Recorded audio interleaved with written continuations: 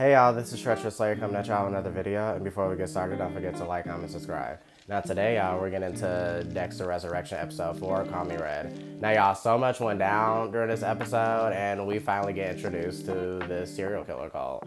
Now the episode starts off with Ginger Snap, still lingering in Red's apartment and figuring out how he's gonna pose as Red from here on out, since we know he bopped and flopped Red last episode.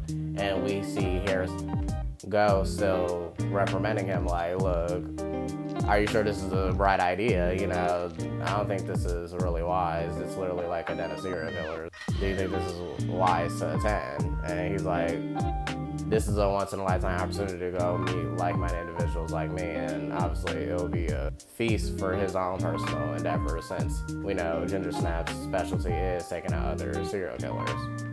So I love how he takes Red's thumb and he does some kind of cryogenic lift with it, and I guess he puts it on his own thumb. I was curious to see how he was gonna use his thumbprint, and he tells Harry to go away and stop pestering him with 20 questions. And then he proceeds to go meet up with Charlie in a park. Hey y'all, this is definitely one of my favorite parts of the episode too, when he meets Charlie. She's like, Ronald Schmidt. And he's like, call me Red. Hey y'all, why the hell he was gonna get in the back seat? And she's like, hold on. Then she pulled out her piece, like, you gonna have to sit up front with me. I need you to sit your ass right up in the front with me. You just not gonna get me like you be getting your victims. I was like, oh no, that's right. She was like, nah, you need to sit up in the front. Well, I see you, or you'll get this straight to the dome. I was like, I'm loving her character so far. So they go to Leon's mansion to the serial killer luncheon. And, he tries to chit-chat with her, but she's being, a brick wall and not giving up any information. She's like, you just gonna have to wait till you get up here and meet him in person. So they get up to Leon's place, and he was about to use his thumbprint because I was so nervous. This was also a nerve-wracking scene. And she was like, wait, and then she pats him down and everything, pulls out a box cutter, and then pulls out one of Leon's trophies. Y'all, she was looking so disgusted. He was like, oh, well, Leon did say bring a trophies. Y'all, look at the nasty mug she's wearing. She's like, you're filthy, you're trash. Like, everything about you disgusts me. So we could tell by her body language that she completely despises Leon's obsession with these serial killers, which I wonder if that's going to backfire on Leon later. Y'all comment below and let me know, do y'all think that will backfire? Like, will she potentially turn on Leon? But I don't know. So we continue the pat down sesh, and she's like, okay, go ahead, use your thumb. And then his thumb wasn't working at first. Then she tensed up a little bit, like, oh, what the fuck going on? So he brushes it off and says he's nervous, and then it works. Then he finally walks in and looks around at how big and grand the mansion is, and it is a nice layout. I love the setting. And he meets Leon finally, and we hear his inner monologue like, well, this is definitely not the pig's farm like Harry was warning him about, since that was the last known meetup spot for serial killers. So Leon's, fanboying out like, oh my gosh, the dark passenger is really you. And he's like, yeah, that's me, here's my face. So he lets him talk, and Leon just explains, like, yeah, this is a safe space for people like you. And then Ginger Snap was like, what the hell you mean like me, so you're not like us? And he was like, oh no. Oh god, no, I'm not a killer. I'm just, a huge fan of what you all do. I'm just like, oh god, here we go. So Charlie follows Ginger Snap and Leon into Leon's wine cellar, and apparently, Leon just explained to him, like, yeah, there's about to be other killers here soon that you're about to meet. But then Charlie quickly departs, like, okay, I'll leave you two gentlemen alone. And he tells Ginger Snap that obviously Charlie doesn't appreciate what he's about to show Ginger Snap. So, y'all, while he tells Ginger Snap to press this button and he types in his code and in his vault, I was like, oh my gosh, this sick bastard. Why the hell Leon got paraphernalia of like these notorious real life serial killers that some of us are familiar with, like John Wayne Gacy sick ass, Jeffrey Dahmer demonic ass, you see Ted Bundy weird ass car seat and shit. It was like so weird. And then we see some from like Dexter's TV show, the original as well, like the Trinity killer, even though he killed in 4, so I don't know how he earned that nickname. And we see some paraphernalia of Brian Moses, which is Dexter's older brother from the original, if you haven't watched that, his killing table from his ice truck, and Dexter's blood slides that he kept in his case, which Leon told him he confiscated it from a drunk FBI agent. I'm like, how the hell did you pull that off? And Ginger Snap was just in heaven. Like, he was just surprised at how Leon was able to get his hands on all this serial killer merch. Like, and like, he was like, why are you collecting this? He was like, well, he loves people who are passionate, and what's wrong being passionate about death? And he finds it fascinating how dedicated they are to their craft. I'm like, yeah, this is a twisted individual that we're dealing with right here. So you don't even know who's walking around up in there looking at everything. And then he tells him not to touch the slices. Ginger Snap glides his hands over the samples that he used to collect. And he was like, oh, my friend Thomas. I was like, don't touch those. I'm like, sir, little do you know, those are his slides that you have in your area. So little do you know. I'm like, talk about a shrine. This is a one twisted shrine. I'm like, all them spirits up and down, like, nah, take it, Jesus, cause just insane. So he gives Ginger Snap basically a warning. Ginger Snap asks, wait, aren't you afraid that people will find this out? Like, all this evidence lying around here. He was like, I'm not worried, cause look, because he said people typing the wrong code, and then this alarm system just starts blaring, and Charlie came with her gun posted up. She came ready, like, what's going on? So he just told him, like, nobody gonna be able to get down here because they're gonna be dealt with. And he got a tight-knit security team, like, down to the T. And Ginger Snap just voiced out loud, like, I know I'm a spectacle, but then this guy's fucking nuts. I'm like, yeah, Leon's off his rocker, y'all. Like, I don't know what possessed him to do this. And I guess by day, he's just this, like, charity worker, which is insane. I'm like, not giving back to the community, but it's celebrating those who chip away at the community by taking lives. I'm like, I cannot, like, the ideology this man is living by is insane. Like, I don't know. And then we're introduced to Mira, who I've been anticipating this whole season is Mira, also known as Lady Vengeance, and her specialty is taking out sexual predators. I'm like, we love a dedicated queen. She's like astonished by the specific wine that Leon has prepared for her, since she's like an expert on wine as well. And Ginger Snap is curious to see if she lives by a code as well, since she targets similar individuals like him. So I think my theory is right with that. Like, I do think he's going to be chipping away at some of the serial killers in the Suicide Squad that Leon has arranged, given that Mira shares the same motives as him. So I don't think he's going to touch her, because I could potentially see some kind of fling going on between the two. Y'all let me know what y'all think. Do y'all think they're going to be linking up? Have a little sneaky links here and there. And then we're introduced to Rapunzel, the serial killer, I guess, who collects ponytails. I don't know if it's gender specific ponytails, but this man has a whole family. He was on the phone with his wife and everything. And, congratulating the daughter on winning their soccer game and everything. I'm like, look, this is something insane just going on. I'm like, this is crazy.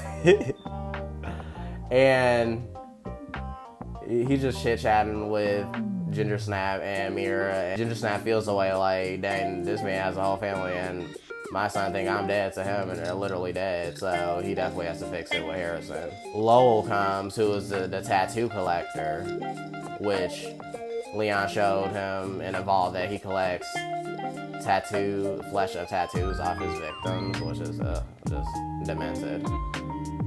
And he just comes in, and you can tell how Ginger Snap just meme mugs him. Like, yeah, he's definitely gonna be my first kill, because he just comes in all boisterous, loud, and belligerent as he roasts Rapunzel. I was like, oh, so you're the new guy, nice to meet you. Mira coaches Dexter on how to properly drink wine, and telling him how to sip it and experience the taste and appreciate it. And Ginger Snap tries to fish for information, like, okay, like, what's the point of all this? Does he benefit from it? And then she's like, well, he does pay us a nice penny, because she says Prater likes to own people and own things, you know. So he gets a kick out of something. Yeah, because I'm like, okay, what's the end goal here? Like, do you just want them to continue killing for your entertainment? Because that's what it's kind of giving. I don't know, but it's definitely gonna blow up in his face. I already see it coming. So they get the dinner arrangements all in order. Then we jump to a scene with Batista, stubborn ass, still investigating Ginger Snap's whereabouts, and he stumbles upon Harrison's friend. Is Jim Lizzy here? Like, he was like, oh no. Like, so who's that truck belong to? He was like, I bought it from my friend Harrison. And then Batista was like, oh god, Harrison Morgan, and the camera just focuses on, oh, like, here he go. Gonna go into investigation mode. I am so tired, and I'm like, boy, it's not gonna end well for him. I already see it. Like, if you keep prying and pushing, it's just not gonna end well. I really see this plan blowing up in his face. Like, all these years, and you already knew that Dexter was a Bay Harbor butcher, and you were just, you know, sitting on it. So why you didn't really do anything back then? Now that you know, like, he's alive and everything, do you think you should stay away? Like, I'm just like, the common sense is so common. Like, I say, like, I just can't with him. So we jump back to the luncheon, and the Gemini killer shows up, and he's like awkward and reclusive, and they were like roasting him, like, oh, who's voted to be most likely to be a serial killer in high school? And it was him. And he was just standing there all awkward, and they was like, how was your vacation? He was like, I'd rather not explain. So Ginger Snap, you know, just voices his opinion, saying like how he always felt like an alien since he always wanted to kill people, and then he excused himself. And then y'all Harry's ghost like, what are you doing? He's like, this is like watching a Boogeyman Club or something. So you're still gonna kill them, right? I'm like, now you know, Harry, you raised him right. He's definitely gonna be taking some of them out, but I don't think he's gonna take all of them out. Wink, wink. So, you know, he's like, just watch me work on playing it smart. And he's like, but I also taught you not to play with your damn food, so you need to get going. So I guess they have this like dinner party every year or every other year. And Lowell, who's the tattoo collector, I guess he gives this presentation on how he's targeting his next victim. I guess he targets his victims by Instagram stalking them. I'm like, not him utilizing the technology we have in this day and age. That's insane. And Ginger Snap roasts him internally. Like, back in my day, we actually had to go outside to touch grass to stop. I'm like, I love Ginger Snap. Like, he is such a mood. Like, how can you hate him? And doesn't even realize he's Ginger Snap's target at this point. He was already pissed about the dinner selection because he already seen that venison that was already being prepared and he couldn't even get none of it. That was a funny aspect as well. And Mirror voices her disdain for his potential victim as she turns to Ginger Snap and tells him, like, if he tries that shit on me, I'll make him eat his own fucking eyeballs. I was like, I know that's right, girl, because ew. Like, I'm like, yeah, because I really do feel like if the episode didn't end the way it did, which I knew it was going to end, like, she would definitely, you know, help Ginger Snap later on. I could see that happening. Rapunzel was asking, like, where's so-and-so? And Leon was like, oh, he won't be joining us. Obviously, King got bought and fly by Charlie since he broke the rules. Like he said, the rules are there to not keep you in prison, but keep you safe. And that's all I want. So don't bend my rules, especially he give y'all all this money to do as y'all please.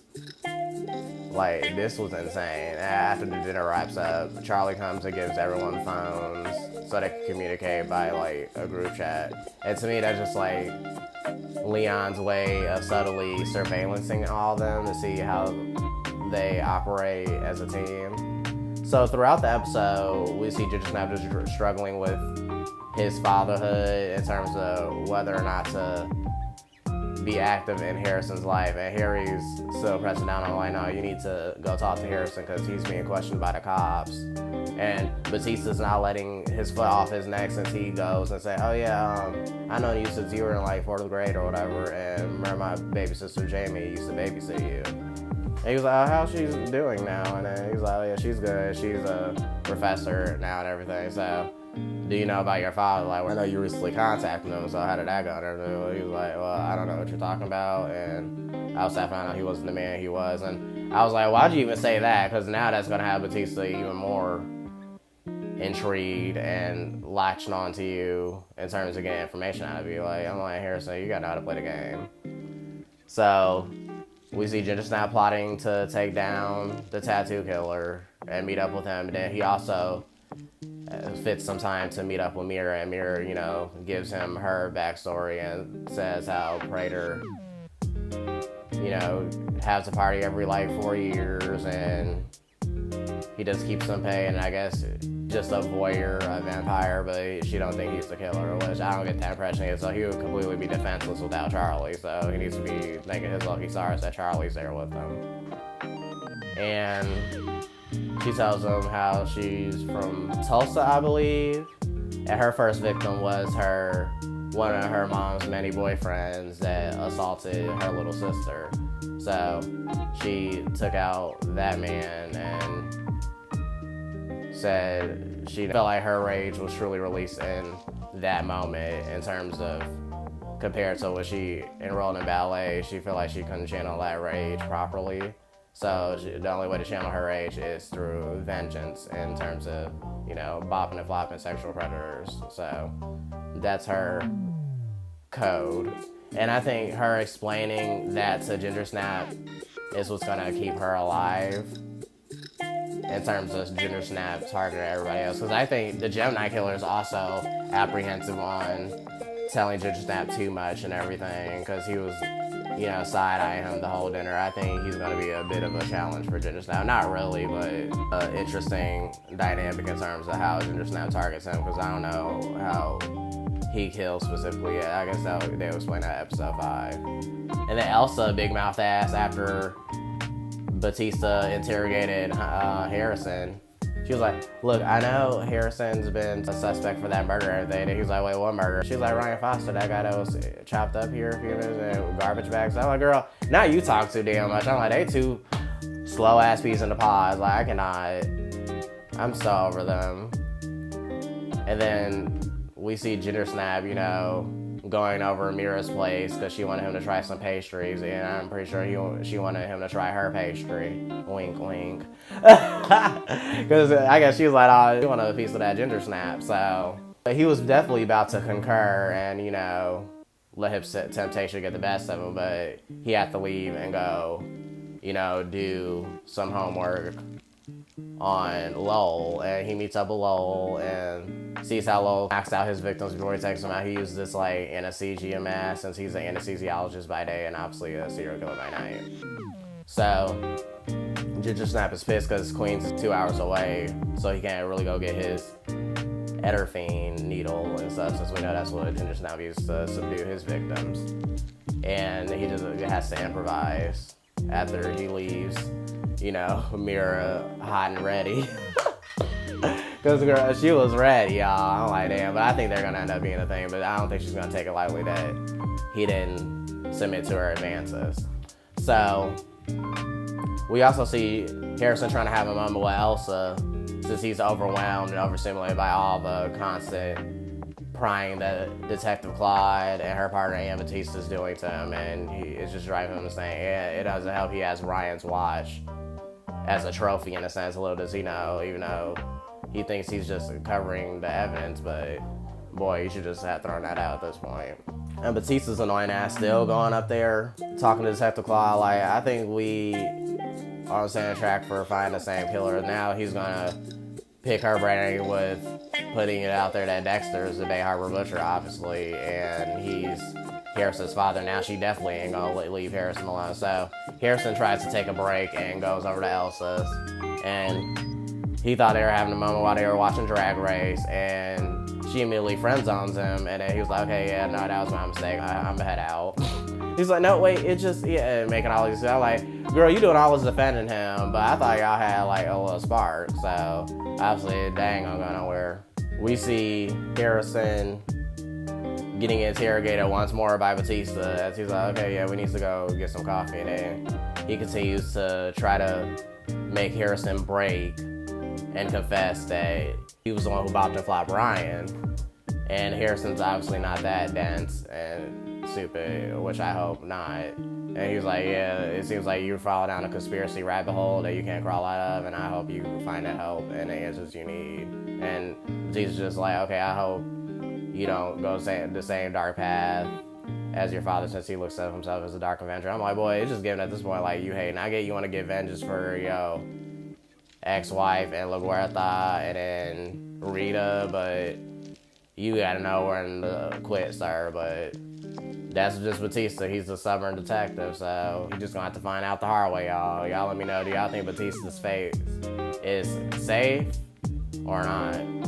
So the episode wraps up with, Ginger Snap targeting Lowell, and Lowell was about to take out that poor tattoo artist, but luckily Ginger Snap saved her life and used Lowell's anesthesia mask against him and dragged him off, and obviously dragged him into the tattoo shop, woke him up, and then they chit-chatted it up a little bit. He was like, oh, great, I already knew this was gonna happen. And he was like, breaking Prater's rules this early, you're bold.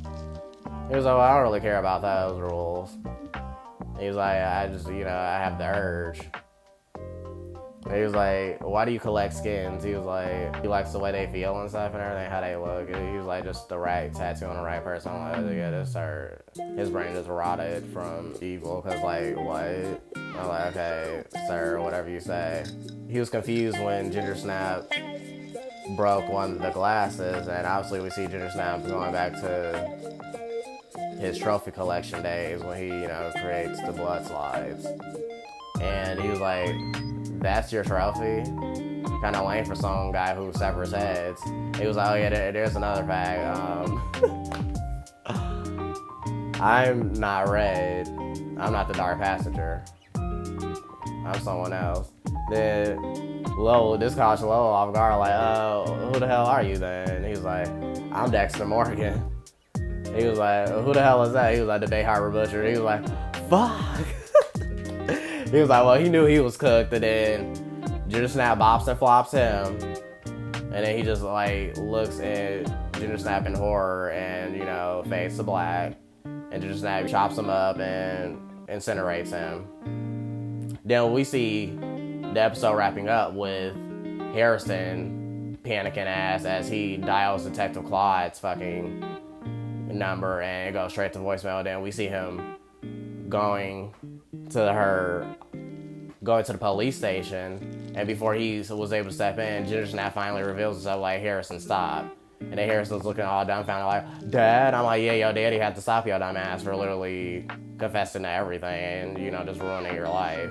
Since he was already spiraling, listening to Batista's words hanging around in his brain. And that's how the episode wraps up, with a dumbfounded Harrison looking at his father.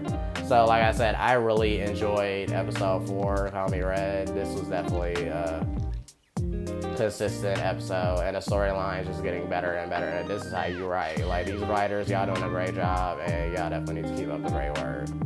And I'm interested to see how they're gonna react when they find out Lowell's missing, and see, did he just ditch and hide, or are they gonna, like, start side-eyeing Ginger Snap since he is the new killer in the group? Hey, y'all let me know what y'all think. Did y'all enjoy this episode? And do you think Ginger Snap and Mira are gonna be an item? And do y'all think Harrison's gonna be more chill now that he realized his father is alive? So, I'm Treacherous Slayer, and I'll see y'all later. Bye.